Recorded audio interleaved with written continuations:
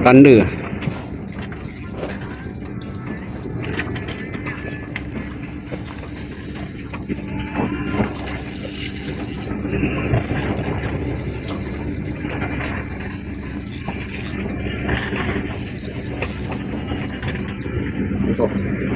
Babi ni. Oh, kaci.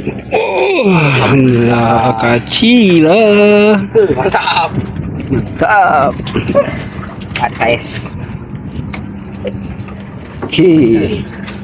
Oh, so. Kaci guys. Kaci. Angkat sikit. Angkat. Mantap. Kaci. Terbaik. Baik, mantap.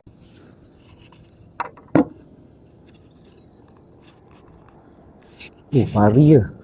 Oh, gemang lagi. Semuanya memang Oh, dah hidup. baru balik. Ya. Ha. Gila. Alah. Wish. Ni apa? Ni adik tu baru gulung. Tak apa. Kemari. Okey. Tak apa. Drag.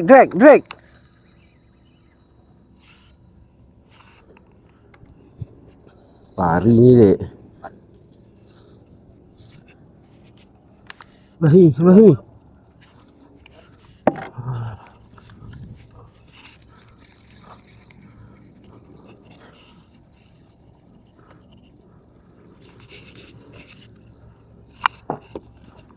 Allah. Yo. Kena juga.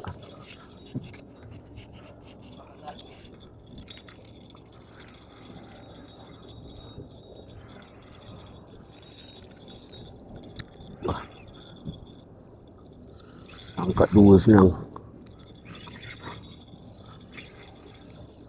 Uish. Apa tu? Tinggal gajah. Singa gajah guys. Oh, Tarik lagi. Alhamdulillah. Tak muat. Oh. Alhamdulillah, mantap. Satu ni. Mantap. Singa gajah. Baru balik ni mungkin makan baru balik. Besar sinci. So, kau tahu Alhamdulillah guys, tengok tu ha. Berapa kilo ni? Kilo ke 2 kilo lebih, sekilo lebih. Telinga gajah. Mak Datuk besar ni. So, 2 mantap. kilo. Mantap lah. Mantap. Okey, angkat.